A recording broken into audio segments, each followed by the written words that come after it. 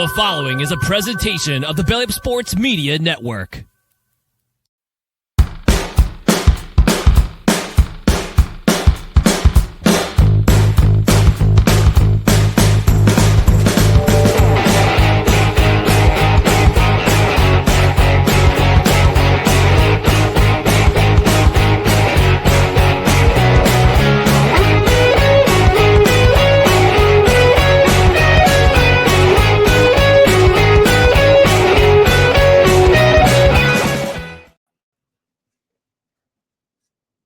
Mute. Welcome everyone to the Saturday edition. No, I didn't realize I had my computer. That's audio. right up there with me misquoting Pete Carroll at the intro. That's a legendary moment. Mute. I love that. That's how the show's gonna open. We're off to a great start. Welcome to No Credentials Acquired, where you don't need a press pass to talk sports. We are proudly presented by Belly Up Sports. My name is Ryan McCarthy. I'm one of the hosts of the show, and to my right is Dustin Henry. I got nothing clever today. Dustin Henry. There we go. He needs a haircut after the show. Dustin I Henry. do. I gotta thread the needle. After the show, I gotta go down to my barbershop. I gotta get there, and then I gotta get back before the snow comes. Will I be able to do it? I don't know, but we're gonna find out here. But Ryan, I have to tell you, and I'm telling you this. I told you in the green room that I was going to save it for the show. You are, sir, a genius of this game, and whether this was intentional, if this was an intentional move, this is amazing because our guest, who we will reveal in a short order, we were on one of his shows, the In or Out Sports Debate. Mm-hmm. And what did we debate at that time? What was one of the topics? The answer is who is the greatest to wear number 13. Mm-hmm. What will we be covering today? Our favorite player to wear number 13. So It is only fitting that this legend of the streaming game is here with us today. That's right. He is a legend. Genius of these move, sir. Yes, that is a fact. We'll get to him in just a second. But before we get to everything, we just want to remind you, we take care of some business here and talk about our social media channels. You can find us on Facebook, Twitter, Instagram, and YouTube. Also on bellyupsports.com, find more of our podcasts and our written content there. On the podcast side, you can subscribe to the podcast wherever you find podcasts on Apple Podcasts, Spotify, Spreaker, Amazon Music, iHeart, TuneIn, Pandora, and now on YouTube because of my genius. There we go. And on the podcast, and also get yourself notified. Subscribe and just hit that notification bell on Twitter. I still refuse to call it X. And on YouTube. That way you know when show announcements go up, when shorts go up, because we're hitting the short game pretty well. We're doing pretty well on that side. Not to brag or anything, but you can get notifications for live videos, for short form videos, for shorts, all the content. You can hit the notification bell that way you know when a new video is up. On the podcast side, rate, review, comment. 5-star rating would be very helpful. If you're on a platform where you can review, leave us a review.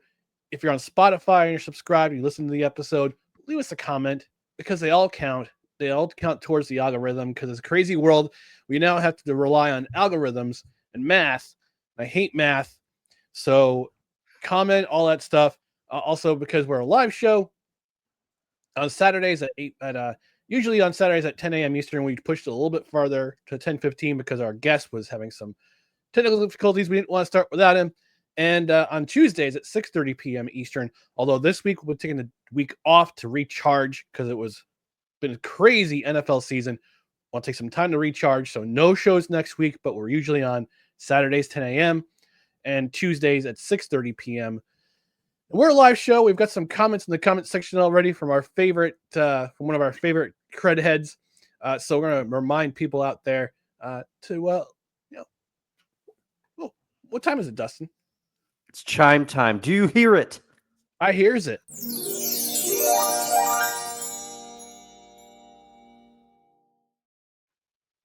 All right, and now we're going to bring in our guest. he is I think this is his third appearance on No Credentials Required. I believe so. He is he just confirmed. Yes, he's confirming it in the green room. It's his third appearance on the show, and he's a co-host of Total Football Talk and Total Football Talk Extra. He is also the host of the Commanders Gridiron Report. We've been on his show, the In or Out Sports Debate, which is currently on hiatus, but we'll hope to be on there again very, very soon. Ladies and gentlemen, he's a friend of ours, Mr. Drew Willingham. Fellas, honor, joy, and privilege to be back here with you and the credits. Right. Morning, as the last time Ryan and I were together was for Extra. And now it is the three of us back together again. Like you said, the third time.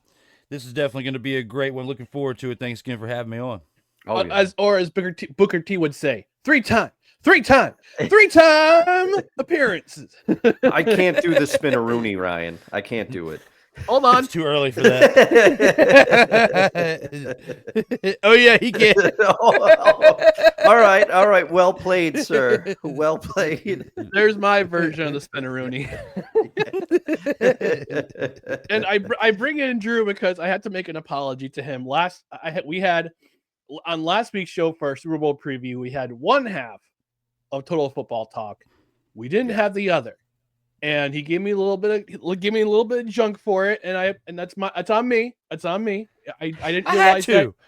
I didn't realize that. Well, I didn't realize you had Saturdays off now, so I apologize for that. That's on me. I probably should have told you a little bit more. I was like, but how are you going to have Vicola on here? He didn't even turn his camera on. I love Vicola, but he didn't even turn his camera on. I'm bright-eyed, bushy-tailed for my man right now, even though I usually work until 6 hours ago. So we are here ready to rock and roll. But no, love Vicola and still did a great job. But he turned his camera on for me. Tell him next time to turn his camera on for you. Yeah, Vicola, turn your camera on for us. We want to see your shining face. Yes. He told me before the show that his camera was having issues or something. I think something might have been going on. I wasn't there. I wasn't there for that. I think it was calming my cat down or getting coffee. Yes, you were. It was a tag along emergency. Yeah, so it was an orange cat. It was an orange cat crisis, of course. but he's maxing and relaxing right now. Let's go to the comment section real quick from our friend Mr. Daniel Smooth, who's a co-host of mine for the Three Rails Metro Hockey Podcast, which will be back soon because I'm going to finish my certifications first. We'll bring that back soon, and co-host of Seahawks Sessions with Dustin, with good old Dustin. With this crazy man right over here. Now, Staniel runs, much like you do for our show, Ryan, Mr. Smooth runs the show for Seahawks Sessions. He and I are kind of, we're doing a show as things happen. If there's nothing happening, we don't do a show. But if something happens, we do a show. And he's asking if I forgot gel.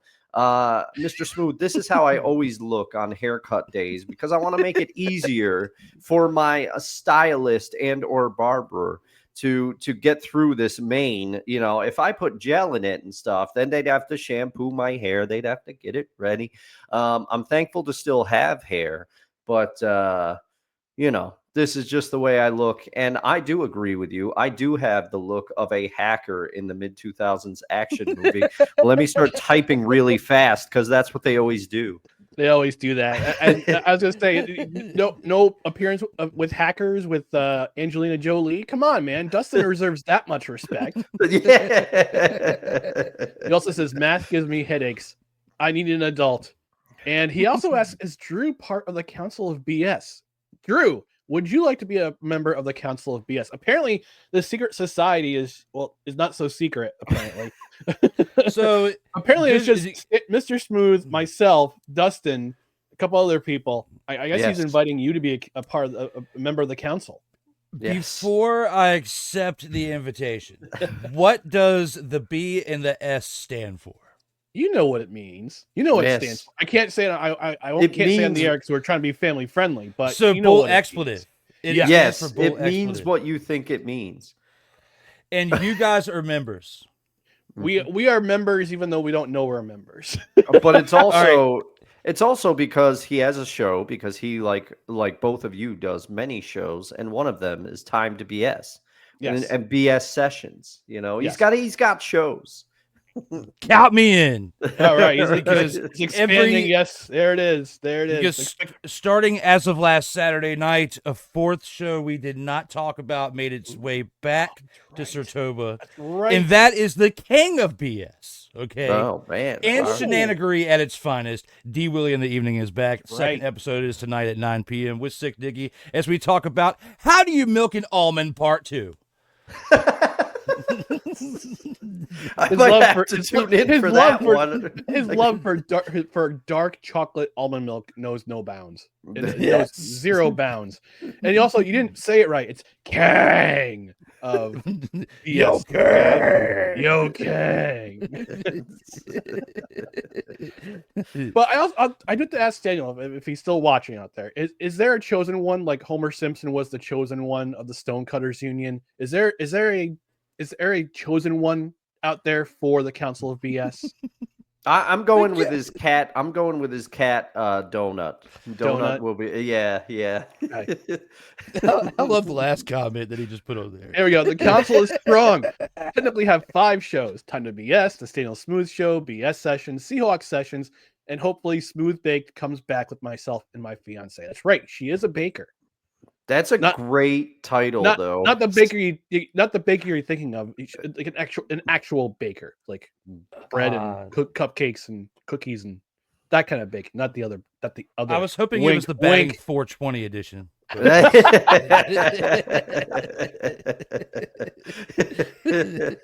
yes, the chosen one is Donut, the destroyer of worlds. All right, we got to get to our topics for today, or for the first half of our show. It's primarily about the NFL. NFL season ended last Sunday with the absolute trouncing of the Philadelphia Eagles to the Kansas City Chiefs. Our friend of the show, Jared, he was at the parade yesterday. Wow. Okay, he was there. Yeah, he drove from Connecticut all the way to Philadelphia to meet up with an ex-panel member of the Corner Booth podcast, Chris, who lives in Pennsylvania. They met up, went to the parade. Jared posted some pictures in Corner Booth social media, which is awesome. And I asked him, "What's a victory parade? This language frightens and confuses me." Oh man, yeah. I ain't seen one your since time is 2009. coming, Ryan. Yeah, I think your time is coming. I hope so. Hopefully, but we got some players who are going to possibly be making moves or have been rumored to make new moves. We talked about on the show during the calm before the storm that was the Super Bowl. Miles Garrett has said, "I want out of Cleveland. I'm tired of losing." I get it. The Rams have told Cooper Kupp that they're going to move on from him. This past week, the New York Jets said bye-bye to Aaron Rodgers. I have more feelings about that. I'll just scratch the surface today. And apparently, there's a rumor that Matt Stafford, the Rams are going to move on from Matt Stafford. Rumor. Yeah, I don't know if heard it's that. true or not, but this is a rumor. But we'll talk about some of these names, where they're going. We'll talk about that ridiculous Colin Cowherd trade wish. I did not see this. Oh, I saw it, and I got some thoughts. But we're all gonna talk about it together. It's not just me. It's not much just my show. This is all y'all's. So Miles Garrett, he's the first one to come out and say, "Yeah, I had a great time in Cleveland for the last 8 seasons. I've grown to a better man as a result of being in the NFL. But my purpose is not to be in the NFL. It's to win Super Bowls. With that being said, I have asked for a trade from the Cleveland Browns." I'm paraphrasing all this, by the way, not the actual statement. So I've been trying to think of some teams that might make a great fit for Miles Garrett. And I'm going to start with our guest, Mr. Drew Willingham, who is arguably one of the biggest Washington Commanders fans that I know personally. I'm gonna make this scenario here. He's got the tattoo and everything. Yes, he got the old logo on his arm. One of the teams I thought of, and I'm pretty sure one of the teams that Dustin has thought of, is your Commanders. How do they pull off a trade to get one Mr. Garrett? Well, it's a little different because you don't have a top 10 pick that would definitely seem very enticing to trade if you were someone like, the Giants or the Jags who are within the top 5, to make trades for someone like that. But Miles Garrett would fit perfectly within the Washington Commanders defense because that position that he is at is a position that they were kind of lacking as far as putting pressure on the other side and putting pressure on the other offensive line. And he's been very vocal about wanting to get out of Cleveland, especially after what he's been dealing with as far as the mismanagement of that team, which we've seen since they came back to the league in 1999. It's been like this for over 25 years, unfortunately. But looking at it for what it is, as far as what they could package together, I mean, of course, you look at, they've got the 29th overall pick in this year's draft, which, again, isn't as enticing as a top 10 pick. But if you package that with next year's first round pick and some other picks throughout the draft, second and third, plus you could always, when you make trades, they do it in baseball all the time, cash considerations as well, which you don't really hear it a lot. He's my favorite player. Cash considerations. I love that guy. yes. I'm getting a jersey. I want to get myself a jersey that just says on the back "C considerations" and the number, and just a random number. But with what they did defensively, considering that a lot of their playmakers they got from free agency in the draft last year, you look at Mikey Sainristil coming out from Michigan. I think that they believe very highly in Adam Peters and his ability to make off-season moves. I don't think that they're going to be necessarily, as much as I want them to be in the Miles Garrett sweepstakes, I don't think they're going to be severely in the sweepstakes because they may have to give up a lot to get him. And looking at what the Washington franchise did in their previous ownership, that's what they were known for, giving up too much for older players who were past their prime. Now, is Miles Garrett past his prime? No. However, I think they're trying to learn more from the past and, reinvest in this team with youth. And the only way you can truly do that is through the draft and free agency with players who'd only been there for 3 and 4 years. When you look at players like Saquon, who were still in their 20s, who went to Philadelphia, they're going to be looking for players who are in their mid to late 20s. Miles Garrett's there, but is he someone that's a free agent? No. I feel like you might have to give up too much for him. And even though you don't want to let him slip to somebody like Philadelphia, I don't think Philly has enough to work with to get him either. No. So if they make a trade this offseason, I feel like it's going to be for somebody on the offensive side, whether it's a 1B receiver to go with Terry McLaurin or something like that, or another playmaker as far as a tight end, because you don't know how much more time you have out of Zach Ertz. As much as I want them to bring in Miles Garrett, I just think that he's going to cost too much capital in order to bring him in. Okay. All right, Dustin, how about you? Would your Seahawks trade for Miles Garrett, and what would they probably give up to get him? I don't know. I would love for the Seahawks to trade for Miles Garrett. I would love it. You pair him with Leonard Williams on that line, forget about it, on that D line. But I don't know if they have the tools and also the cap space. Were Miles Garrett to want to sign an extension, I mean, they are freeing up some cap space. Mr. Smooth in the comments, if he's still watching, he's got to help me out because he told me how much cap space they've freed up. And I texted him back and I said, I wonder what they're preparing for. And maybe it'll be something we'll be discussing on a future Seahawks sessions. Maybe we'll find out what they're preparing for.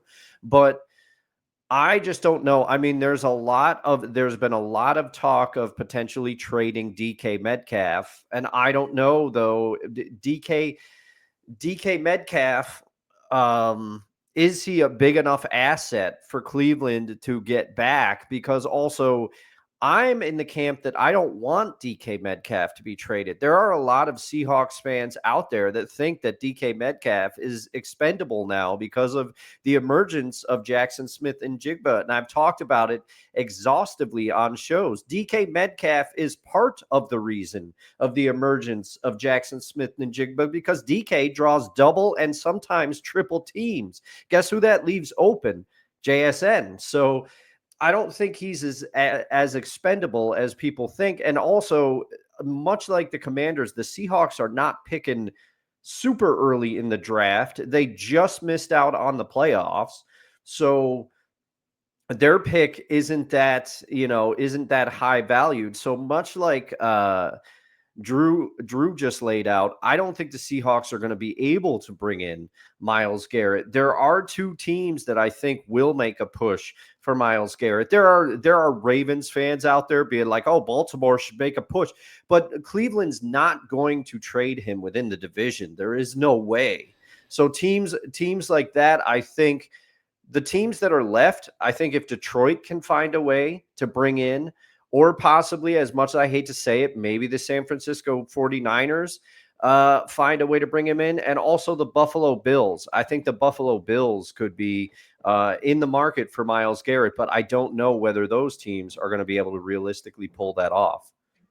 Well, 29th is where they're at. Sorry, Ryan, but 29th is where they're at in the salary cap. They have 14 million, roughly 14 million was what old Staniel said, but it's just under that. It's like 13.9 or 13.4 is what they have to work with. 13.4 million in cap space this year. So 29th in cap and 13.4. It's not a lot of room. As to where the Commanders are third in cap, is they have $75.2 million to work with, just under the Raiders, who have 92.5, and the Patriots, who have 119.8, who I expect to be very, very busy this year. You've got the Patriots, the Raiders, the Commanders, the Cardinals, and the Chargers in the top 5. And the Jets are in the middle of the pack, right around 20th. So you two are in about the same boat, but I do like a lot of what you just said there. Just wanted to help you out with that fact. Thank you. I appreciate it. Yeah, I was surprised to see San Francisco in the mix because of their cap situation, because they've got several contracts. And I forgot to mention, and thank you, Staniel, for mentioning in the comments, Deebo Samuel has also requested a trade. Yes, from the 49ers. he has, but he's overweight and he didn't look good last year. So we'll see what happens. I mean, I'm not throwing shade at him. Like, I'm overweight. He looks better than I'll ever look in my entire life, but by his own standards, he is overweight. I know where you can send him, to the Miami Heat. Pat Riley will get him in shape real fast. Or you could have just packaged him with Luka and sent him to LA, just like they did for him. He's gotta lose weight it hurts. Apparently. Too soon, Drew. Too soon. It still hurts Dustin because Anthony Davis hurt himself in the first game. As I predicted he would. As he predicted. As for my Jets, I don't see it happening. I think with the new regime that's coming in, as just actually has been basically sworn in with Aaron Glenn, Darren Muji, they've already said to Aaron Rodgers, "You don't fit in our plans this year," and I think they're looking to kind of look for bits and pieces to improve the team. This team has already been built pretty well, and you got Jermaine Johnson coming back next year from an Achilles injury. Will McDonald made the jump this year. I believe he registered double-digit sacks this year, even with the absence of Jermaine Johnson. And I think Jermaine Johnson was set to have another double-digit sack year if he didn't tear his Achilles against Tennessee in week 2. So on the edge, they're pretty much well set. Their problems are in the middle. Their problems are in the interior. They bled rushing yards last year. They need help on that side. They need help on that side of the ball. And if their defense didn't surrender so many leads last year, they would have won. They would have won more than 5 games. Yeah. So defense right now is the biggest concern, other than quarterback. Got to figure out that situation. We'll talk about that in just a second. Yeah, I mean, places like Buffalo, who don't have a lot of cap space right now, they want to be in the mix, of course, because we don't know what's going to happen with Von Miller. Von Miller might retire. If Von Miller retires, or his contract is voided out before the season, before January 1st or June 1st, excuse me, they need some help on the pass rush. I was going to say their pass rush struggled. Their defense overall got better as the season went on, as they got a little healthier, but pass rush was not one of their strengths this year. Sure. No, it wasn't. It wasn't. They need to get better in the pass rush. San Francisco, that's just greed. Greed, greed, as our friend Vicola likes to say. What if the Jets worked a deal with Devontae Adams and Aaron Rodgers for Miles Garrett somehow? Because Cleveland needs a quarterback. Because Deshaun Watson's not coming back. This is if Aaron Rodgers really wants to play, okay? Even though they're more likely just going to release him. But if you wanted to work out a package with Devontae Adams, they need a receiver over there in Cleveland, and they also need a quarterback. I mean, both teams need a quarterback, but I digress.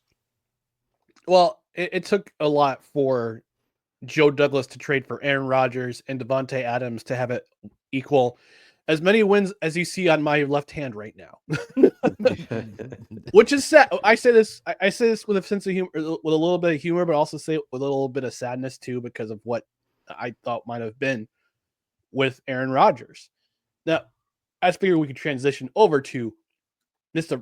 Raja. Was that a Dusty Rhodes?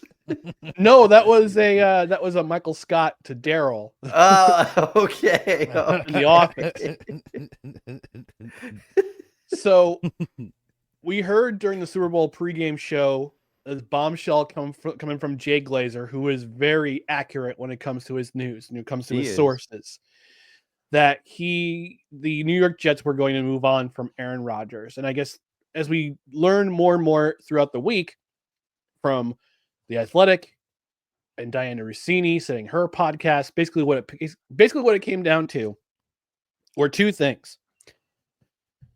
No more appearances on the Pat McAfee show, and you have to come to mandatory practice. No more of this optional OTA stuff. No more of this optional practice stuff. You have to come to every single practice. Now last year, he didn't go to OTAs because he traveled abroad. Like, I don't know if he got permission to travel abroad or it was some sort of mistake in communication, but he was at every practice after that. So I guess the main issue was his appearances on Pat McAfee. They didn't want the focus to be on just him. They wanted his focus to be on what was happening with the team. So it's kind of sad that trade that went down with the Packers equaled all of 5 wins. Mm-hmm.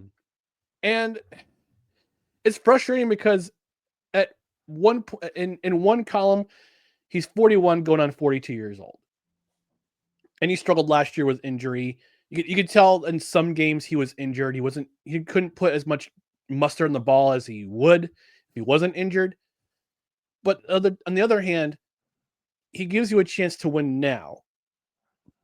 But I could also see Aaron Glenn and Darren Moji sitting down and saying, we want to build this team the way we want to build it. We want to bring in our quarterback. We want to bring in a guy that we think will give us the best chance of winning.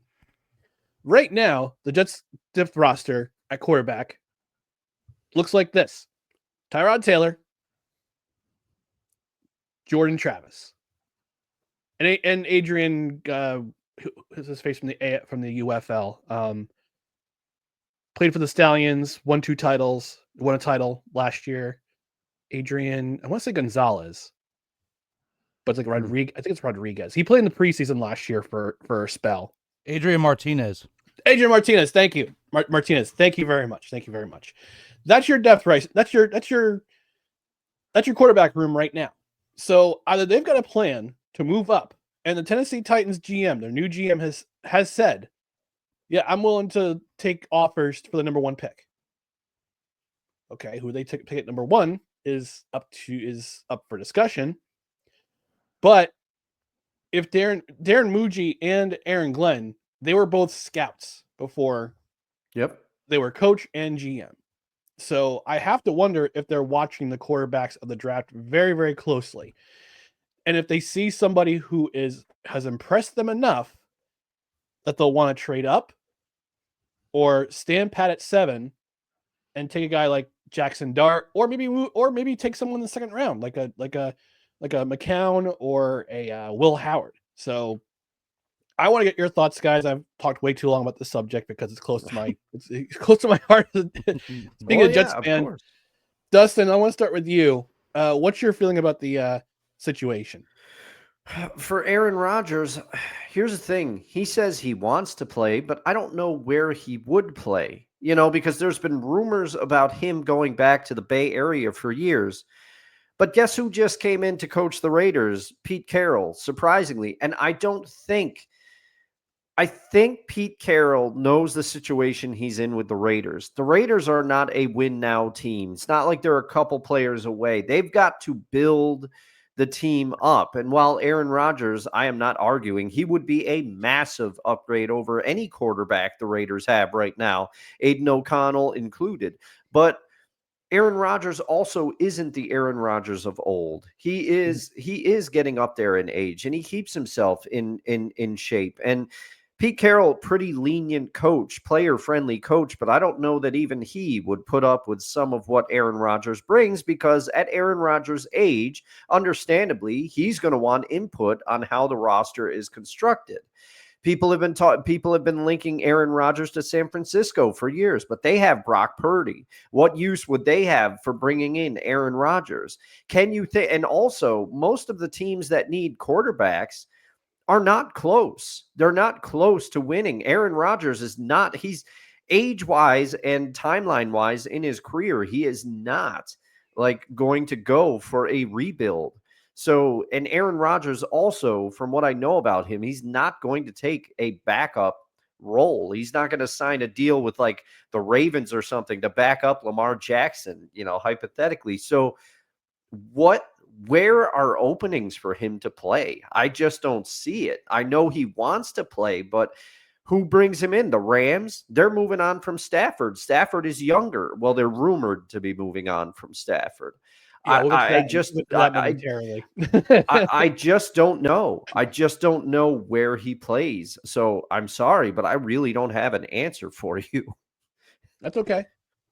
I like Pittsburgh.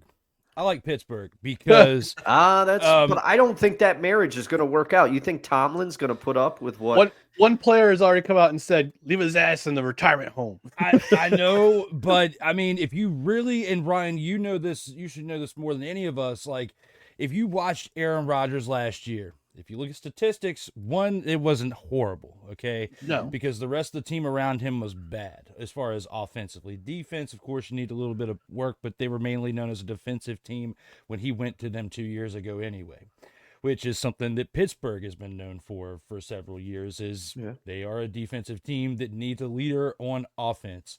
And they brought in 2 quarterbacks this past year, and one of them a Super Bowl winner, just like Aaron Rodgers from a decade ago, that should be able to lead the offense. And he had some flashes in the pan, but couldn't remain consistent. Mm-hmm. If you make a trade for both Aaron Rodgers and Davante Adams, because if Aaron Rodgers plays, more than likely they're going to be in a package deal. And George Pickens over there needs a 1B, just like in Washington. Terry McLaurin needs a 1B, but you're not getting Aaron Rodgers in Washington because of Jaden Daniels, and don't need Aaron Rodgers in Washington as much as you need Davante Adams, okay? Excuse me. And NFL doesn't make NBA trades where you have 3 and 4 teams involved, where you can send different pieces to different places. So unless it's in Cleveland, which very unlikely, the only real place that I see Aaron really going is Pittsburgh, and there's rumors that Trevor Lawrence might even be traded to Pittsburgh as far as yesterday goes. So with rumors of a first and a second round pick in 2025 and a first round pick in 2026 for Trevor Lawrence if they're trying to move on from them, because then you could take the 5th overall pick and the Pittsburgh Steelers first round pick and package them up to move up higher in the draft to get another quarterback. So more than likely, out of all those scenarios, Trevor Lawrence makes more sense to go to Pittsburgh than it does for Aaron Rodgers. You could even make more sense for Matthew Stafford to go over to Pittsburgh than to Aaron Rodgers. But I think the most enticing part out of all 3 of those quarterbacks is one of those quarterbacks can be packaged up with Davante Adams. And that's a player you could have for the next 4 to 5 years. As to where you're trading for Aaron Rodgers, you're really only trading for him for 1 to 2 years. So You got to weigh the pros and cons. Matthew Stafford's very similar to Aaron Rodgers. You might only get a year or two out of him because even though he's younger, he's been beat up a lot more. Yep. As for what happened to him in Detroit, he's lucky to still even be playing. Let's just be real, okay? Like the amount of hits that he took, especially during that 0-16 year, it was absolutely, it's hard to go back and watch the replays of that. It is amazing that he is still playing and then he got a Super Bowl. Aaron Rodgers, I like him in that offense over there. For good old mustache of the offense, Arthur Smith. Okay, the head coach. I do the little wiggle of the stash. Okay, I like him over there. I like all three quarterbacks, to be honest. But your best bet as far as youth and what you would get out of him would be Trevor Lawrence, and that's truly if they want to move on from him. I think if you're Trevor Lawrence, I think you'd want to move on from Captain Duval, your head coach you just brought in there. Hold on. That's I got how the clip. I feel. I got it. Hold on. I got it. Duval. That's Thank so you. bad. Thank He will never live that down, ever. No. The Chili's every time I hear that. And now I see why we have the rumors of Trevor Lawrence wanting out of Jacksonville. But I think if you're anyone on that team, you'd want out of there just because of the ownership. It's not as bad as what was in Washington, but as far as the competency of running a football team, on the same level. Yeah, and funny enough that when I mentioned that Aaron Rodgers the Jets were moving on from Aaron Rodgers, they posted on social media on Thursday, and Dustin happened to ask me, "Do you think you should ask whether or not the Jets would propose a trade package for Jaden Daniels?" I said this would be the only response I would get from Drew. Hit it, Bishop Bullwinkle. Hell no, to the no, hell to the no. To the no. Listen. Oh, Drew's gone. He's left the building. Oh no. I'm coming back. Oh no, my plan worked too well. I had to go to the other room. All right. To throw up? Yeah. No, there's two shirts I have here. Oh, as to okay. Why? They are not going to trade, JD. One is the people's elbow. Oh, man. Okay, that is why he is not going anywhere. And the other is the Jack Daniels logo with Jaden Daniels, number 5 Washington quarterback. Sweet. That is why he is not going anywhere. You can get those on barstool.com. That's pretty cool, man. That's pretty cool. Yeah, no, I mean, I knew. I just wanted a reaction, and we got one for sure. We got so. it. We got it. We got the action. Buy these 2 shirts. That's what the reaction was. Yeah. But Mr. Smooth mentioned in the chat that Deebo Samuel has requested a trade. Could he fit in Washington? Could he be a 1B in Washington, Drew? Or is he not fit in the offensive scheme? Sorry, you were breaking up a little bit. I was excited from grabbing those shirts. Okay. Who are we? Who are we talking about again? Deebo Samuel. See whether he fits in Washington. Yes, that when we were talking about Miles Garrett earlier, and I was saying along the lines of, if they are going to make a big time trade this offseason, I feel like it's going to be for the offensive side, because what you did defensively last year with Adam Peters making the moves that he did within free agency and the draft turned that franchise upside down in a good way, in a 180 from where they were the year prior. You got a lot of the older heads out of there, even though you brought a couple older ones back in with Bobby Wagner, on defense as the spearhead of that defense. And then offensively, Austin Eckler. I just think that if you're going to make a splash offensively, I mean, in the trades this offseason, you've got to do it on the offensive side, and you really need somebody that could work as a 1B, whether it's as a decoy on certain plays and vice versa as the star. And, Terry did a lot last year as the main target. And I really like what De'Ami Brown has come into as well, because there wasn't a lot of respect on his name up until this year, until he started making some plays. So, and he could be someone that could be pretty good in the slot. And I don't want him to go anywhere, even though you could package him up in a deal to go to San Francisco to entice San Francisco LA. to trade him. Or LA for Cooper Kupp. Yes, Yeah. but Yeah. Cooper Kupp has been beat up more than Debo has. Yeah, I that's true. would like him in the leadership sense for the offense, but at the same time, if we want longevity, you got to go with Debo. The only thing I'm just not sure of is sometimes his attitude needs to be in check, and he's been very outspoken about certain situations. So that I'm very concerned about. But if you were going to flip a coin, I would rather fall on the side for Debo Samuel than Miles Garrett because they need that help more on offense to remain consistent and to keep JD happy because that's the important thing because you're going to want him to sign that big-time contract in 2 to 3 years. Yeah. Playmakers in the building says, "No creds, bros. What's good?" He says, "Oh, Sensei Drew's in the building." We talked about the Rams. It was apparently the right time because Playmakers. Yeah, we summoned them. We did. Playmaker, shout out to you too. I saw a lot of you were down in New Orleans for Super Bowl week. So I saw a lot of your clips and everything you were posting. Great job down there. Great job. Yeah. I'm slightly jealous, but I'm not jealous because I was actually invited to go to Radio Row with a couple local radio guys. They came back with the flu, so I'm happy they didn't go. I'm hoping, man. and I'm hoping Playmaker didn't come back with the flu either. So Yeah. Plus your wallet is probably appreciating it too because you got to invest to go, and it's like a paid. It's like you're paying for you know what I'm saying. You're paying for the privilege. I get it. Yeah. No, I also have a wedding in Atlanta to go to in April, so I got to pay for that too. Mm-hmm. Some more comments. Daniel Smooth is just spamming it up in the chat, which is fine. I mean, we appreciate it because it drives up our algorithm. He says no, Cleveland would not take Metcalf if they're trading for Garrett. Yeah. Seattle, Buffalo, San Fran. I heard the closest I heard closely are the favorites. He also says the Seahawks can pull it off, but it's going to take some magic to do so. Let's see here. The only way they can really make moves is through trades this offseason because they only have those $13 million in cap. So don't have a lot of cap. And he and I talked about on Seahawks Sessions, a free agent, Robert Woods. I think Robert Woods would be a good fit in Seattle as a number 3 receiver, reliable. So and on the cheap probably too. So he also says this quarterback class, we're referring to the draft. This quarterback class sucks more than he. Not gonna say the rest. Old Spice whistle. Insert Old Spice whistle here. And he also says a lot of quarterbacks will be traded this offseason. Watch. Yeah, obviously. I mean, it's gonna happen.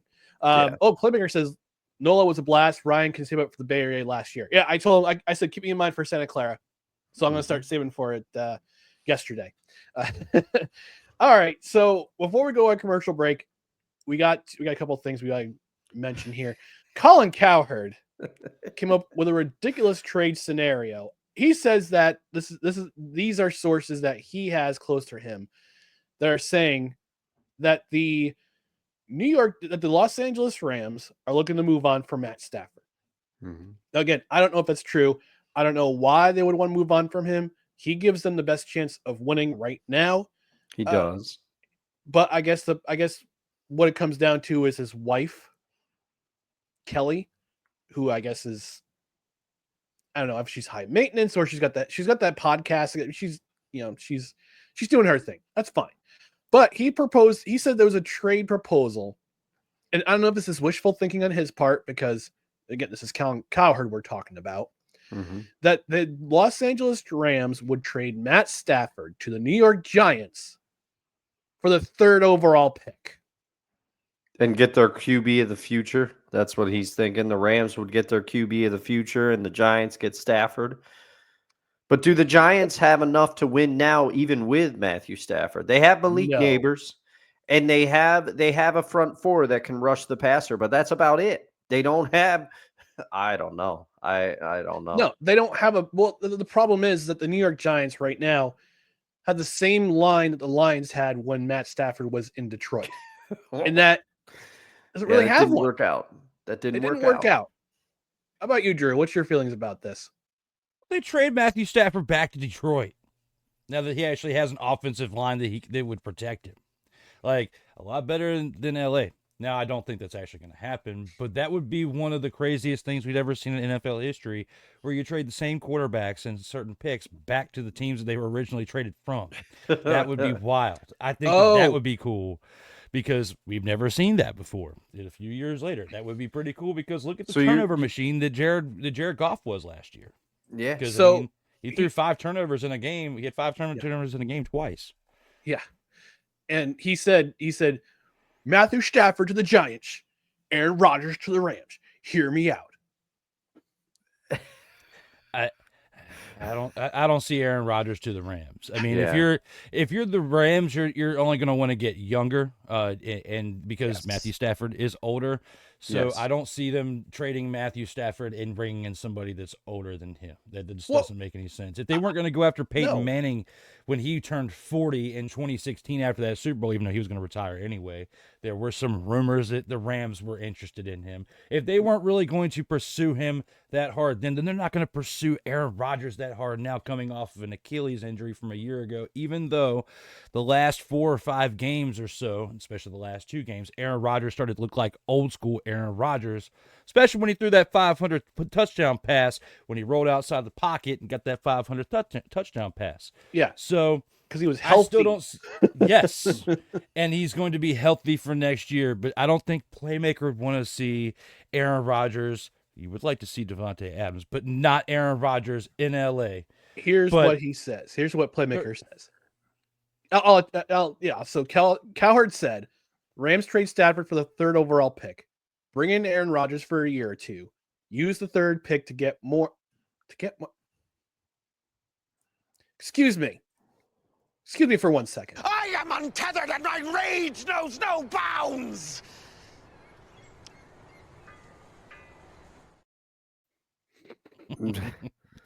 Unhinged.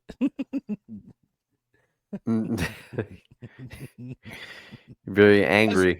As much as I hate what ESPN, the 4-letter network, does with their hot takey shows, Fox Sports 1 is worse. Between Colin Cowherd and Nick Wrong. I can't.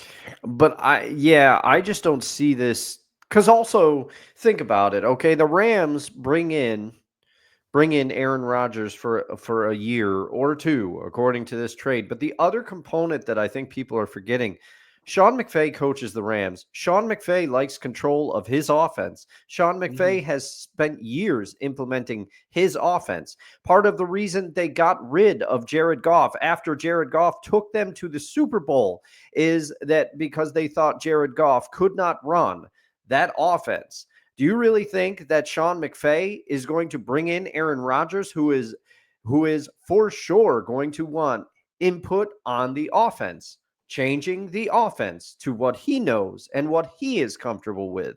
I think that clash would be a little too much, my opinion. Yeah.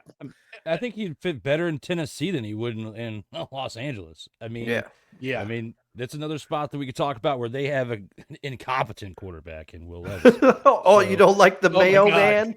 The Mayo Man, Will Levis. He created one of the best unintentional highlights is when he threw that pick in like week 3, and then he was like, he collapsed to his knees because he was so disgusted. If Cole Johnson was here and was amongst the conversation of us talking about Will Levis, he would tell you that he was all year long the gift that just kept on giving. That's literally what he was, a turnover machine all year long. We talked about it every single Monday that he was starting the night prior. Maybe Will Levis should open up a bakery with Daniel Smooth's fiance. Be turnovers every single day. Oh, there you go. And you have one. And you have one. Yes. This one's for you. This one's apple. This one's blueberry. This one's raspberry. This one's lingonberry. Yeah, I don't understand why the Rams would want to trade Matthew Stafford. I part of it is I get it. They're sick of his wife doing things and being a diva and all that, whatever other nonsense they have. But the Rams depth chart is Matthew Stafford, Jimmy Garoppolo. Ladies, check your pantries. The stupidest nickname of all time. Jimmy G. Jimmy Glass. Jimmy G. and Stetson Bennett, who won a lot at Georgia, but he's third string on the Rams right now. So, like, honestly, who do you bring in? Yeah, no, I would love personally if the Rams moved on from Matthew Stafford, because that would mean Jimmy G was starting at quarterback again, and we saw what happened when that happens. Yeah. Plus, if you bring in Aaron Rodgers, you're gonna have to face the San Francisco 49ers twice a year. And San Francisco, the 49ers are the kryptonite of Aaron Rodgers, especially over the last half decade or so. You gotta play the Cardinals, who were okay for the first half of the year, but then kind of petered out. And you gotta play the Rams, you're on the Rams. Then you gotta play the Seattle Seahawks, who are tougher than expected this year. Oh, So yeah, Mike McDonald's building that defense, man. He's building, especially if they get a Miles Garrett, it's gonna be tough sledding for a quarterback like Aaron Rodgers, who is going to be 42 years old and struggled last year, and who, when you get a hand in his face, he plays okay, but he's not great. So I don't understand why you wouldn't want to keep it going with Stafford for at least another season, and then maybe take a second round pick and draft the quarterback there and develop him and take over the reins in 2026. I mean, they've already announced they're getting rid of Cooper Kupp. Yeah. Do you really want to downsize your offense that much by getting rid of your 1B receiver and your quarterback? I feel like that's too much of a blow to your offense's rhythm and chemistry, that you can afford to lose one, not both. So Sick Dicky joining us. He says, "Nice look, Dusty." You are getting so much shade for that dude this morning. I need the haircut. I need the haircut, Sick. As a long-time watcher, sorry to interrupt you. I'm sorry to interrupt your flow, Drew. I'm gonna help you out. I'm gonna help you out, because y'all remember 22 inches of hair last year. I haven't cut it since I donated it. So who needs a haircut more, you or me? You look like Danny McBride and South Counting Down pretty soon. I'm making to a mullet. Oh, he also says good morning, good afternoon, good evening, and good night. Thank you, Sig, who is the co-host of the D. Willie in the Evening show. But special guest host, yes, sir. Yes. Yeah. So, I mean, I think part of the Cooper Kupp situation is because of the emergence of Puka Nacua and the emergence of Tutu Atwell. We can put him in the lineup in lieu of Cooper Kupp. We've also got Tyler Higbee, who came back from a catastrophic injury in 2023, and he's back. And Kyron Williams as their running back. Oh, Mr. Bass, Chris Bass saying, "Good morning, gentlemen. Good morning. Good morning, sir. Good morning to the Bronze God, the reformer Firehose, the sender to the transporter to Hades, all that stuff, and a hearty boom shakalaka to you, sir." Six saying, still lose it every time I hear the stupid university clip. And Sick also says, "Dustin looks adorable in a cheeky way." Oh boy. Oh no, Sick, it is too early for all that. Way too early for that. Take away the dark chocolate almond milk from him. He's getting too cheeky. I will see you in a little less than 10 hours, Sick. But yeah, I get it why they would want to trade Cooper Kupp. He's 31 years old. Tutu Atwell has emerged, and Puka Nacua also have emerged as Stafford's primary targets over the last 2 seasons. And you also have a running game now with Kyron Robinson. So Kyron Williams, excuse me. So I don't understand the reasons for the Rams wanting to trade your all-pro quarterback who also brought you a Super Bowl in 2021. I don't understand. And they did, once they made the playoffs, they made some noise. They weren't that far away, and they kept that Eagles game close-ish, Yeah. So it's not like they're so far away. They are good enough to compete next year. So I think I'm with you. Extended another year with Stafford. Yeah. All right. One more quick thing before we go to break. We got an update for the NFL coaching carousel. Oh, yes.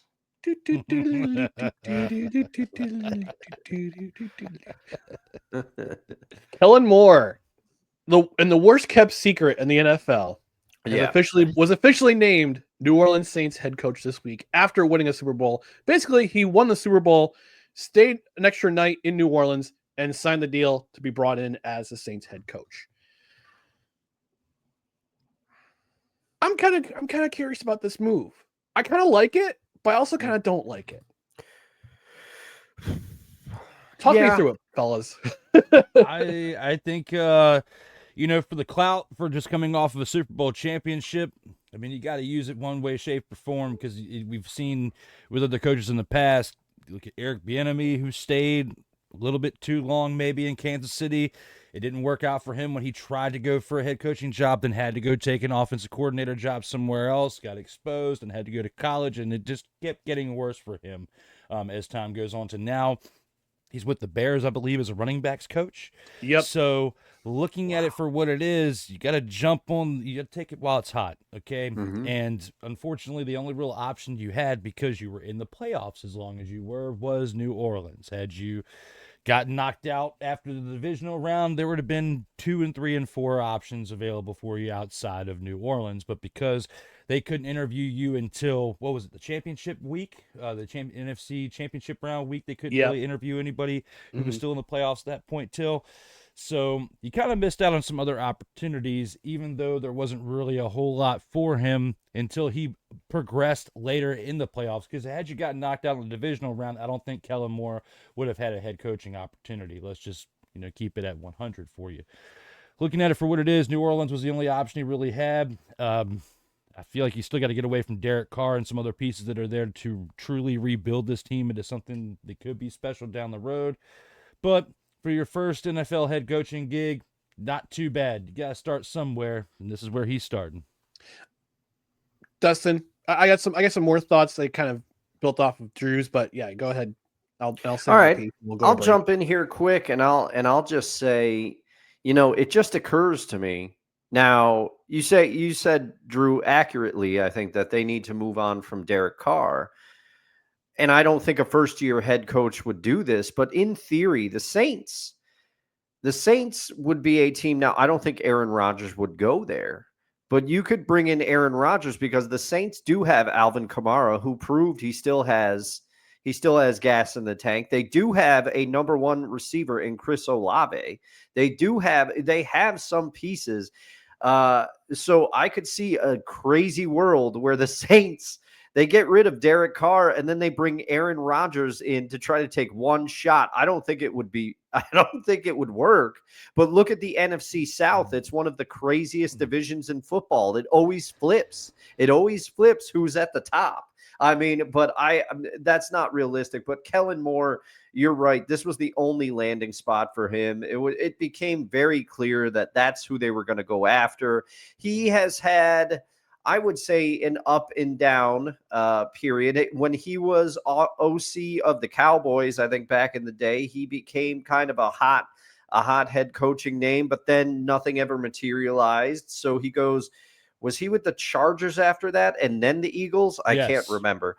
Yep, he was. Yep. But so, yeah, and I don't think he really lit it on fire with the Chargers, but I mean, how much of that was some of Brendan Staley's incompetence at all? But so I think this could be potentially a good fit. Is it the best fit? No, but I would have liked it better to see what he could do in Jacksonville had that opening been available when he was available. But like you said, not the best, but not the worst. I think New Orleans will benefit from having an offensive-minded head coach. Dennis Johnson, if you could call it that, was a defensive head coach, and obviously Dennis Allen. Sorry, I knew that name wasn't right, but I couldn't think of the last. Dennis Allen. He's just keeping up with the tropes of the show, there, Drew. Yeah, always. But not DJ from the Celtics back in the '80s. I've been reading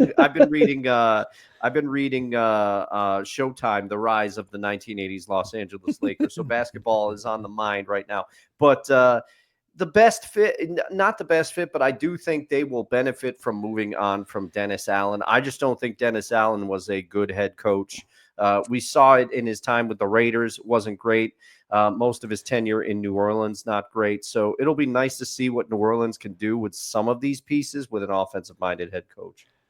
The thing that concerns me the most about the Saints, though, is their salary cap, and they are 32nd in the league in salary cap. They are in the red. They are in the negative by $54 million, fellas. Negative $54 million. That is where they are at with a dead money cap at $48 million. This is a dumpster fire in the making.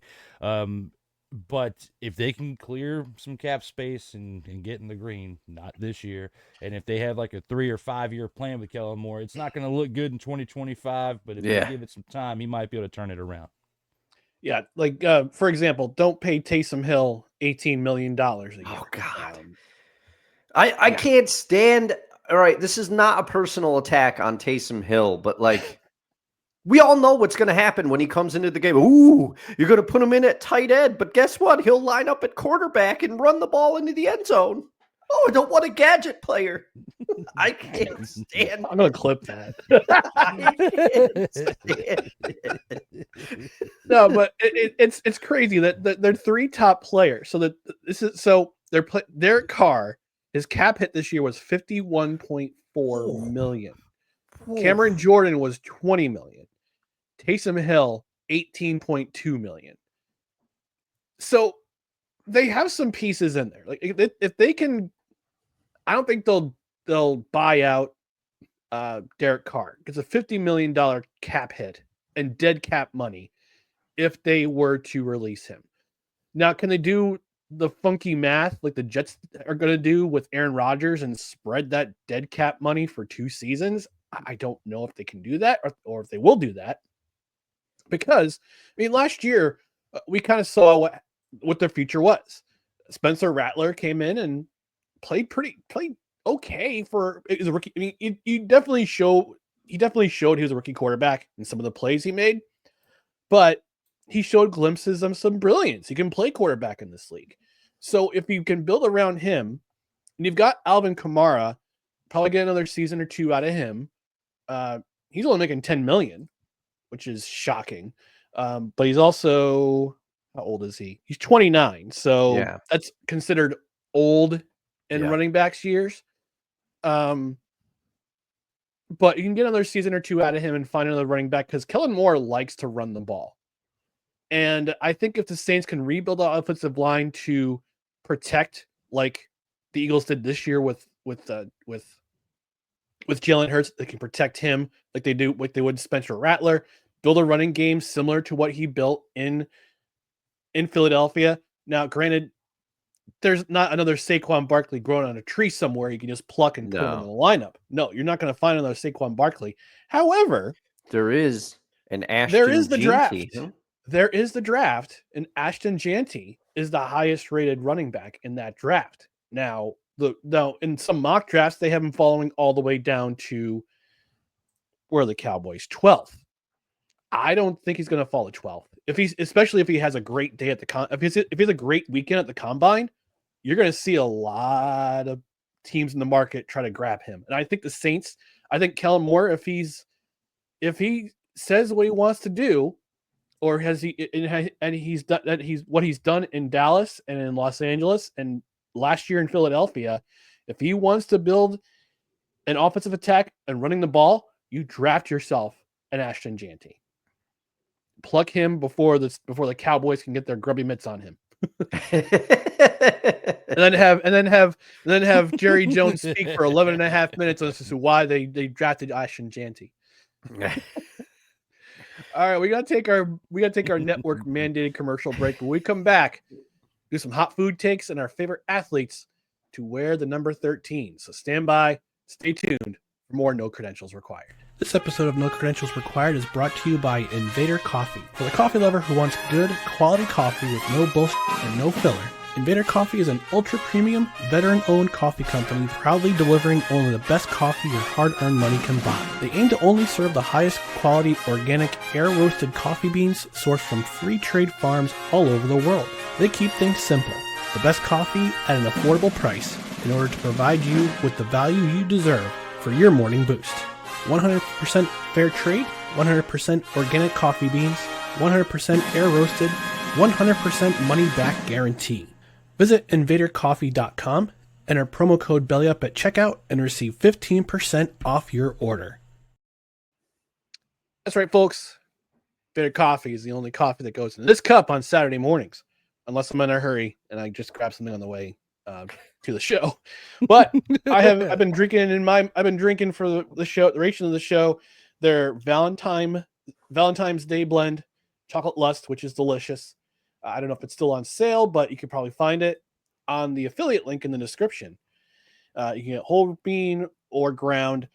They also have many of their blends are also available. The Breaking Case of Emergency, which is one of the ones I love. The OG blend, their dark blend, the Outsider blend, which is available, and Dustin's favorite, the Donut Dealer, is back in stock as well. Ooh. I'm drinking it right now. Yay, there he is. But it's not just coffee you put in your mug. You can also get their cold brew, which is also delicious in either single can, or you can buy a 12-pack of it for a couple bucks more. So save yourself some cash that way. But here's what you want to do. And this is and we both, Dustin and I, can attest, this is some of the best coffee, I say arguably the best coffee we've ever drank. It's air roasted, gets rid of all that acidity that makes you put the sugar and the cream in your coffee, which just adds more calories. This coffee is so smooth. I drink it black. That's how smooth this coffee is. And Dustin agrees. I can personally attest to it, and I'm pretty sure that you at home will also agree to try some Invader Coffee, some of the smoothest, best coffee you have out there. Veteran owned too. Do you love veterans? Do you want to support your veterans out there? Support a veteran owned business, which Invader Coffee is. So what you want to do is support the show. Go to the link in the description, and you're going to put some stuff in your cart. You can use promo code BELLYUP and save 15% off that order. And you're going to pay a little bit more for shipping, but that's okay because your coffee comes in a matter of days, not weeks. And it's awesome. And it's roasted, fresh roasted, put in the bag, sealed up, and it's on its way. It's on its way to your house. You'll be able to enjoy it. I personally, it's the only coffee I'll pretty much drink, period. It's Invader Coffee. So link in the description. That helps out the show, and save 15% off your order with promo code BELLYUP. All right. Going to quickly move over to a Saturday staple. No pun intended. Some hot food takes. Nice. The burger bun. The burger bun that scares us every week. I think the burger scares me more. Yeah. We always talk about this graphic. Even Cole last week, he was talking about the graphic. It elicits a reaction every single time. It does. It's I forgot to it's the height. It gets jumps. Oh, I forgot to mention. Invader Coffee. It gets the no credentials required seal of approval. There we go. Puppers the seal. Puppers You know what we forgot this year, Ryan? You know what we forgot? We forgot to bring Annabelle out for the holidays. We might have to. That's right. Next year, we'll have discussions to do it. She's our version of Mariah Carey. Everyone, she starts to thaw out in November. That's right. Although, unlike Mariah Carey, Annabelle doesn't tell us when the Christmas season begins. That's right. It's not November 1st, Mariah. No. Thanksgiving is my favorite holiday. Yeah. Give it the respect it deserves. All I want for Thanksgiving is turkey and football. So, hot food takes. Drew, this is your first time with the hot food takes. We come up with a power ranking or a food battle, like a particular brand of food that we like, and we just kind of roll with it. So, I thought about this, and initially I thought of, all right, what's our favorite cut of steak? But then Dustin decided to go with a food battle and say this week's hot food takes: burgers versus hot dogs. Ooh. Yeah. I know. I hate to do it. I hate to do it to all of us because I struggled with this one. The Berg versus the Glizzy. This is man.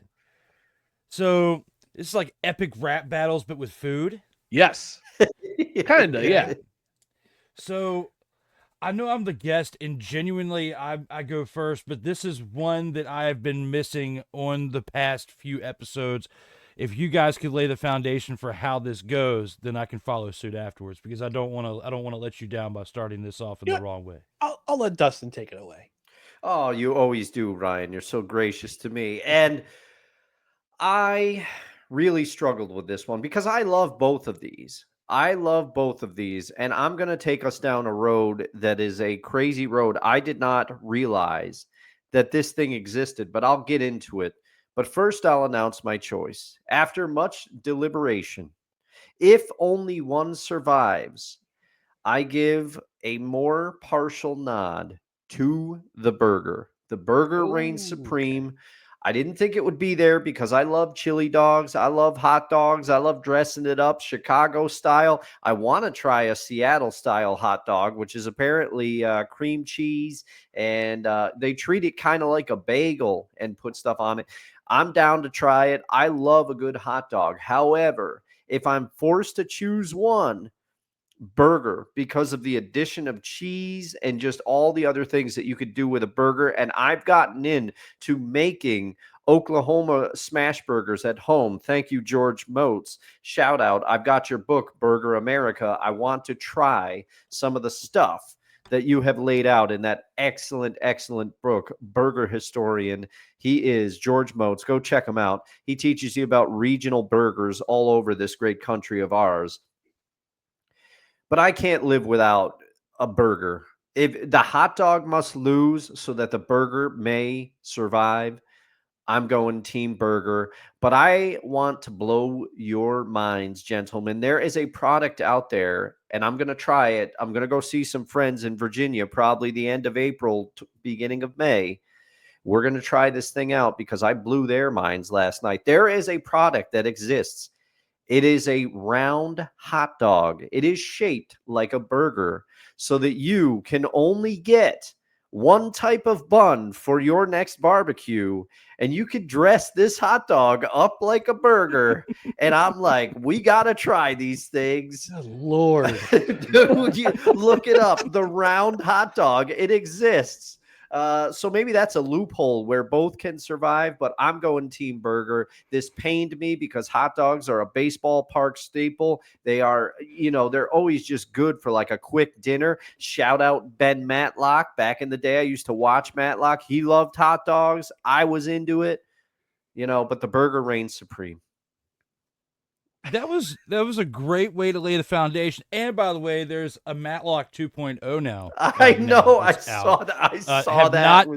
Have not seen it. But if we were going to start this segment kind of like epic rap battles, rapper, we got El Dustin, McCarthy, and D Willie. Gonna have epic food rap battles at the rap. That's what we're doing this morning. You bring up some great points.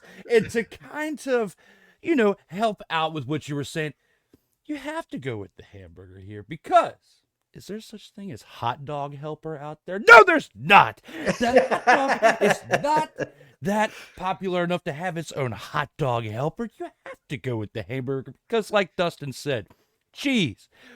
It works great with the burger. You can literally put anything on a burger. Chili and cheese, definitely great on a hot dog. Relish. If I'm at a ballpark, okay, if I'm going to go watch a baseball game, the hot dog wins over the burger any day of the week. As far as there's nothing better at a baseball game than a dog and a brew, okay? And not the cold brew that you've been talking about, that great commercial we just had before we came back from break, okay? I'm talking about the one with hops, okay? You got to have the brew with the hops in it with a good old hot dog. You can put whatever you want, some relish, some mustard on it. Also, you being from New York, you know that mustard doesn't go on the burger. So if you really want mustard, you got to have it on the hot dog. You can't have it on the burger. Mustard, dog, not burger. Burger helper, not hot dog helper. That's why I'm going with the hamburger. All right, two for Team Burger, Ryan. Are you going to buck the trend or are you going to make it a clean sweep? I'm going to buck this trend. No. because as our friend Mr. Willingham would say, for the sake of debate. No, he got him. Brought it back, baby. Brought it back. I gotta go with the hot dog because I find it to be more versatile. It's more versatile. It's more portable than a hamburger. See, like Mr. Willingham said, when you go to a ballpark, when you go to a sporting event, period, you don't want to sit there in your seat with a hamburger in your lap because it's just gonna be messy.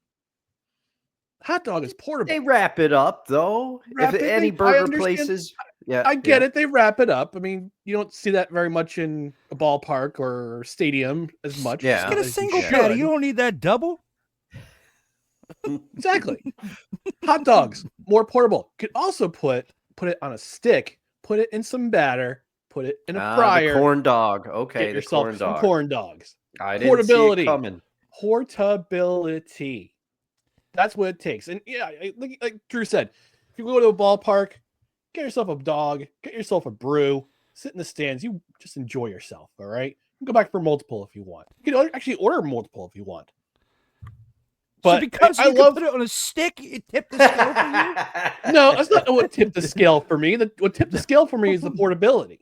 It's the portability factor. Okay. You can shish kebab a hamburger too, you know. You can do that. But this is America. We don't do that in America. Okay. We do whatever we want in America. That's what we want in America. We're free again. But if you buy a hot was I dog, right though? Was I right though with the mustard on the hamburger thing in New York? Is that really a thing? I don't know. It depends on the person. Yeah, I mean, I'm kind of with you. I put mustard on my hot dogs. Hamburger, mustard on a burger, usually not. It's usually ketchup and or like mayo, mix it together, make that little, burger sauce or whatever. But with the Oklahoma smash burger, mustard is the condiment, apparently. It's mustard, pickles, and the fried onions, which is delicious. Now, have either one of you been to a McDonald's in New York? Yeah. Yep. Okay. Yeah, they put ketchup and mustard on hot dogs. Not hot dogs, like hamburgers. I don't like mustard. Yet, So when you go over to the station that has the condiments, though, what's never there? Mustard. Exactly. Yeah. I'll have to check that out. But if I haven't. Now, go ahead, Dustin. I haven't eaten in a McDonald's in many moons now. I'm ashamed to admit this. I either go to the drive-thru or if I'm lazy enough, I DoorDash my McDonald's. Also, what condiment don't you see at a Five Guys? At a Five Guys, again, I rarely eat inside of a Five Guys, so I'm trying to think because when I eat inside of a Five Guys, I am transfixed by the peanuts and the soda machine. So Five Guys just has soda the machine packets, is hot. though. They do have packets. Though. Like, they do have. They packets. don't have the pumps. They don't have the but pumps. like you go to like Wendy's, like they got the pumps. Mhm. But when it comes to McDonald's, they only have the ketchup, and it's only in New York. Come down to Virginia. You'll find that mustard pump over here in McDonald's around here. Dustin, I may have to join. I may have to join you on your trip to Virginia in April. We have to see this for ourselves. But please, just walk in and look at it like Ed Bassmaster style, which you just look at it and get out because you're not coming here to go to McDonald's, all right? Yeah, There's many other great places to go to. Just walk in and walk the right expletive right back out. Like Bojangles. Got to go to Bojangles. Yes. Come on. Man. Love me some Bojangles. I miss that place. The potato rounds. Zaxby's. Oh, so good. So good. And the sweet tea in the proper foam cups, by the way. Mm-hmm. Not like in New York, we get the double paper, useless one. Sick to keep saying I use all three condiments in either one. See? You drink almond milk, your vote doesn't count. Oh man. Yeah, I don't know how they do things in Norway, sick, but in America, in the I'm just giving him a hard time. I know, so am I. I'm just kidding. Dark chocolate almond milk. So Sounds like so Batman when he's talking about it. So for Dustin, it's burger. For Drew, it's burger. For me, it's hot dog. And this has been another edition of Hot Food Takes.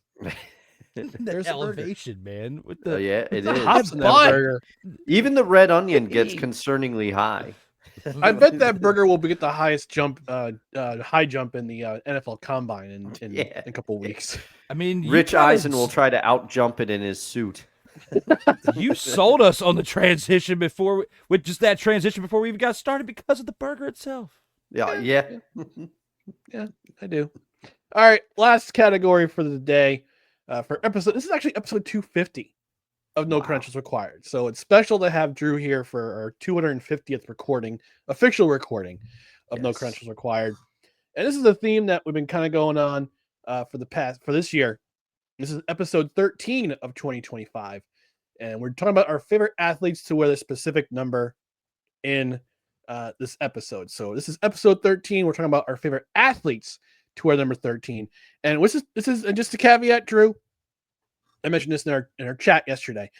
This is athletes we've actually seen play. Now, we're not talking about the greatest of all time. We're talking about players we've actually seen play either on TV or on the field in a live game or in the stadium. So, since you're our guest, we're going to start with you as to who your favorite athlete to wear the number 13 is. Please reveal, sir. So it's really tough for me to say my favorite. I kind of break it down into sports because with me, I'm a fan of multiple sports, whether it's baseball, which is the one I mainly played, growing up. I was the best at that over the other sports, football, basketball. If I were to say baseball, it definitely wouldn't be A-Royd. Okay. No, not my me favorite. either.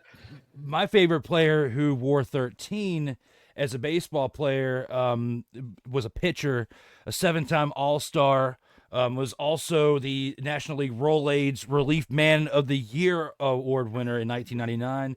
For baseball, I got to go with Billy Wagner because of what who's recently voted into the Hall of Fame. Yes, a Hall of Famer, Billy Wagner. That would be who I would choose on the baseball side.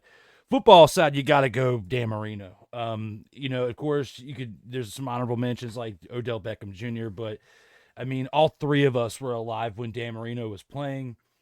And, even though, he played for 13 years of my life because he played up until 99, 2000. So, so I watched him the majority of my childhood. Dan Marino was definitely, big time, was the best quarterback of all time until, Peyton Manning and Tom Brady. Of course, people would say Joe Montana, but if you took the Super Bowls and the fact that it was a team sport, if you were going to say best quarterback of all time in the 90s, most people would say Dan Marino because of what he did. Basketball, though, it's tough because James Harden, he's a 7-time All-Star, NBA MVP winner. He didn't win as many as the person that I chose on the basketball side. I got to go with Steve Nash as my favorite to wear 13 in basketball because 2-time MVP, 8-time All-Star, 3-time first team. He's also been a head coach in the NBA, so he's no slouch as far as IQ. If I were to say by sport, I got to go Steve Nash, for basketball, Billy Wagner for baseball, and Dan Marino for football. Okay. Solid choices. Yeah, I didn't expect you to go with multiple choices. I thought it was just going to be one specific one, but you went with multiple. So through extra credit. Gold extra star. credit. The cred heads extra cred. He wants to be on episode 251. All right, Dustin, I'll move over to you. Number 13 for you. All right. Well, as I said at the top of the show, when I was on the In or Out Sports Debate, and thanks again, D. Willie, for having us on for that one. For that episode, we were supposed to talk about the greatest to ever wear number 13, and I chose Dan Marino for that episode for my argument. However, Dan Marino, while he gets massive respect from me, and I recognize his greatness, and I think it is so unfortunate that he doesn't have a Super Bowl because that's the criticism that people level at him. It is not his fault. My favorite, Drew already hit on it, my personal favorite athlete to wear number 13, and these lists, as I've explained, are incredibly personal to us. I chose Chuck Knobloch for my favorite 11. Is he the greatest to ever wear the number 11? Certainly not, but he had a special place in my heart. for reasons I detailed on that episode, Steve Nash is the pick at number 13 for me. I don't think he's the greatest to ever wear 13, but he's my favorite player that I watched when he was wearing number 13, because guess what? He was another one that the Mavericks let get away. Steve Nash, number 13, was on the Dallas Mavericks with a young Dirk Nowitzki and Michael Finley, my favorite number 4 from episodes back. Again, these lists are incredibly personal to us. Drew already laid out Steve Nash's stats. He was an incredible player, but he also, especially when he had the long hair, he was just cool, man, and he could pass it like nobody's business. He was an offensive threat, but he was also a great assist man. And, man, I wish that they kept Dirk and Steve Nash together in Dallas, because who knows what would have happened. We saw what Steve Nash was able to do after he joined the Phoenix Suns, and had Amari Stoudemire not been injured as much as he was, and had Mike D'Antoni cared about defense at all, who knows if those Suns teams would have been able to at least get one title. They came famously close going up against Duncan Spurs back in the day, but they didn't make it. But Steve Nash, just for his cool factor, and again, I like the way he carried himself, and he kind of looked different on the basketball court, just the way that he went about the game, and he was fast, man. I enjoyed watching him play. Wish he was still in the game, but Father Time is undefeated. Steve Nash, my favorite player to wear number 13. Solid choice. For sure. All right. I didn't think in my mind about, I'm going to go back in the recesses of my mind and figure out number 13 for myself, because there's a lot of 13s out there. I would have said A-Rod, but nah. Yeah, too much of a diva. I mean, I appreciate his offensive talents. He made 2009 had a great defensive play to save the ALCS for the Yankees, which catapulted them to the World Series, which they won against Philadelphia. I thought about Matt Sundin from the hockey world. I also thought about Johnny Gaudreau, who unfortunately left us way too soon. It's very tragic what happened to him and his brother. And I gotta say, to the guy who was being accused of running them over, like, dude, just plead guilty. You have all this evidence against you, dude. Just plead guilty. I mean, I know you got your right to trial, but like, all the evidence is against you. And now he's saying that the Gaudreau brothers were drunk when they were hit. And it's like, gross. Yeah. But my favorite number 13 is a guy who came literally out of nowhere to steal the NFL spotlight in the 1999 season. I thought you might go for this. Previously played. He started his career in the Arena Football League, and that is number 13, Kurt Warner.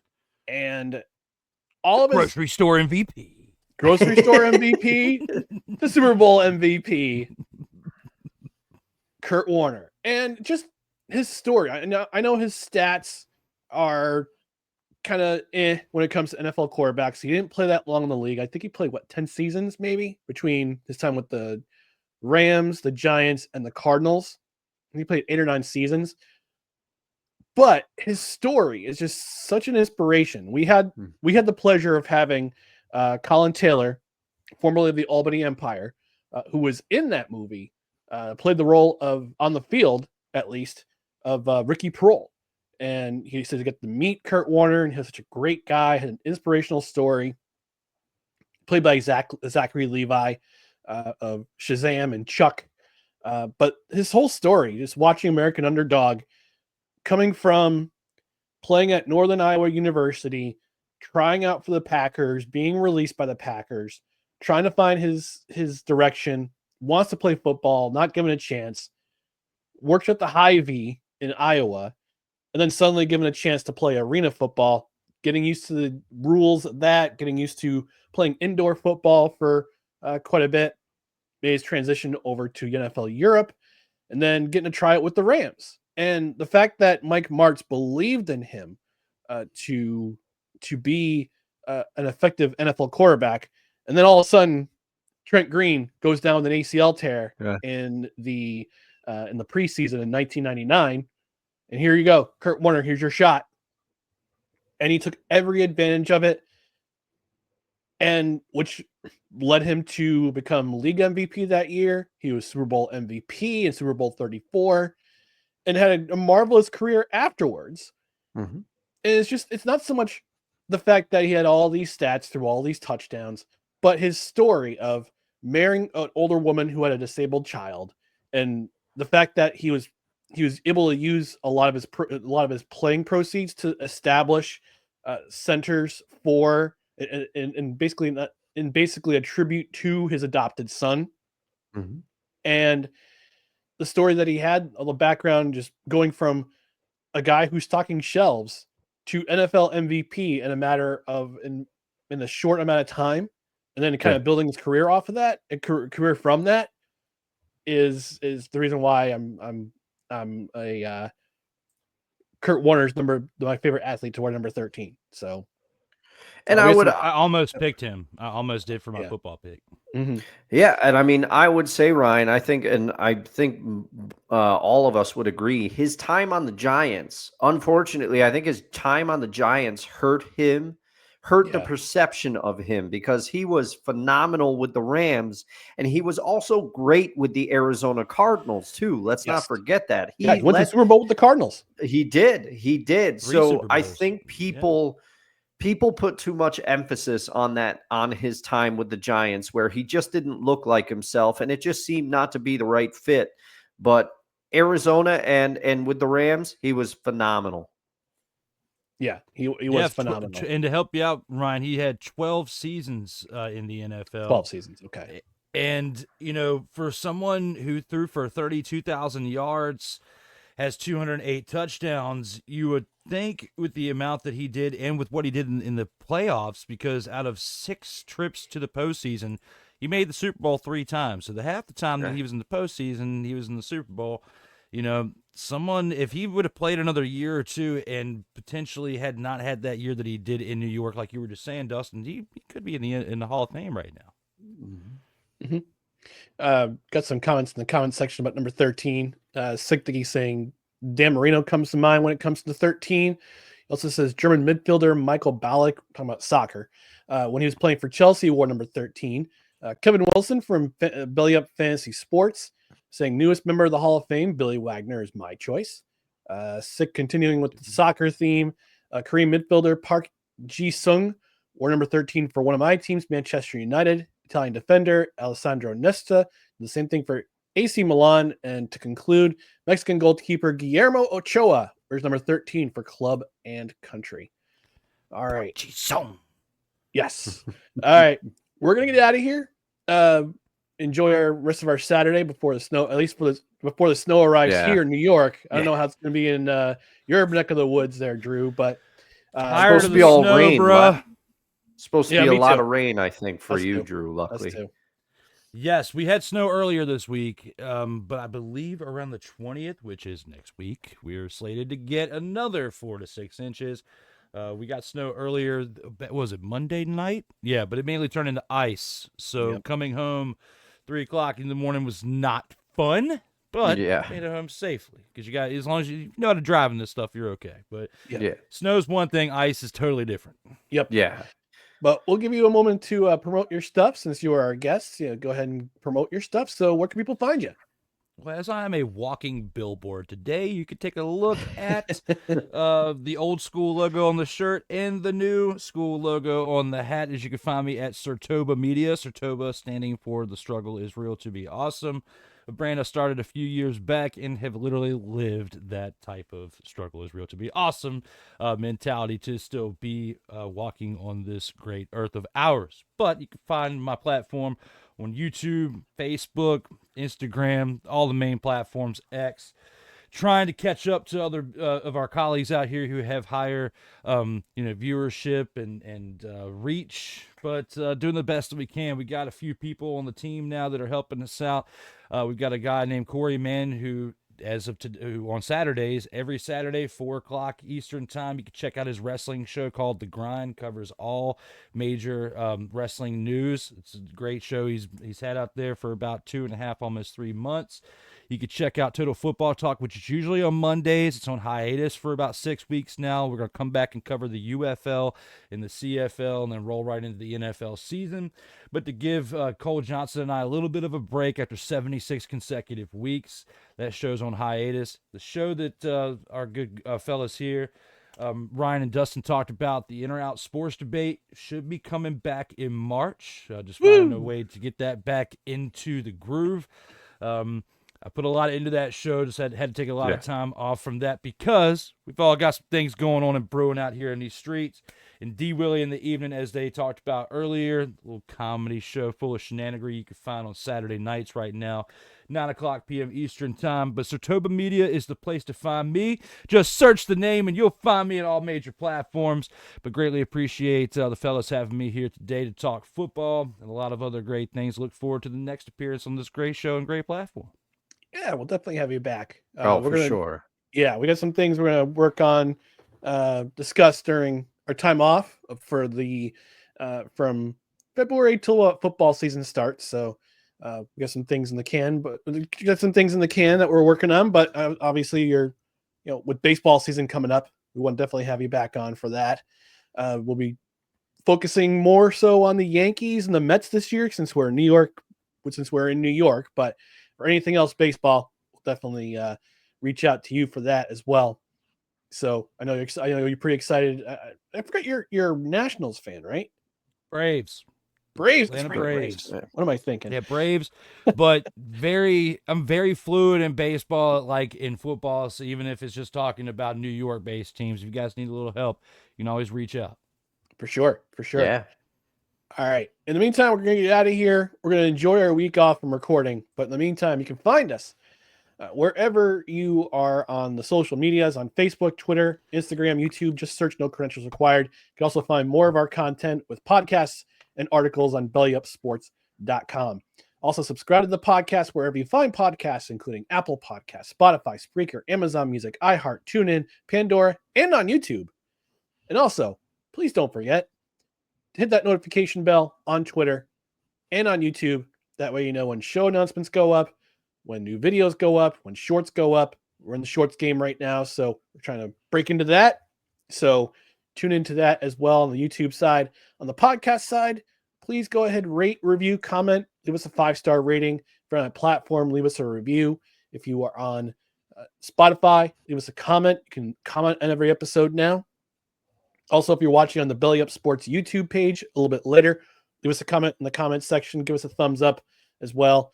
And next week we'll be taking the week off just to kind of recharge and go over some things before we plow into the spring.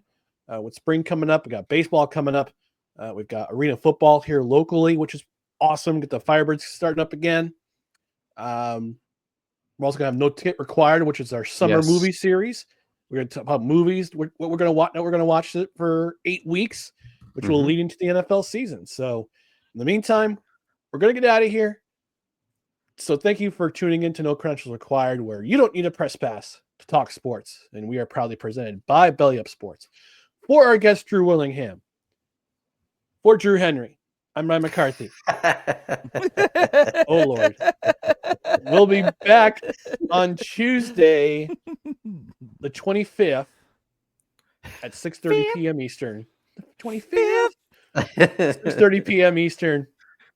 Or we'll catch up on the weekend in sports ball. But in the meantime, thanks for joining us, and we'll talk to you then. Until then, have a great weekend. Be safe out there. As Drew would say, be safe out there in these streams. Good morning, everybody. And don't worry, everybody in the comments, I will have a haircut by next time you see me on the show. And one last nugget. I'll let you have what I normally say there, Ryan. But I want to leave you with one last nugget that I didn't find a way to get into this show. You were putting so much hype on this one running back in this draft. I'm going to tell you there is a sleeper in this draft. He's going to probably come from the second or third round. He's going to be the best thing to ever come out of this draft. From Ohio State and grew up 15 miles down the street. Travion Henderson, running back from Ohio State. He's going to be a gem from this draft. Just watch. Oh, man. If that comes true. And Jerry Jones will draft him and speak for 11 and a half minutes as to why he drafted him. No. I See you have a later. feeling he's going to Washington. Ooh. All right, y'all. Tuesday the 25th. We'll be back. Say it again, Dustin. Good morning, everybody. Shoot the J. Shoot it.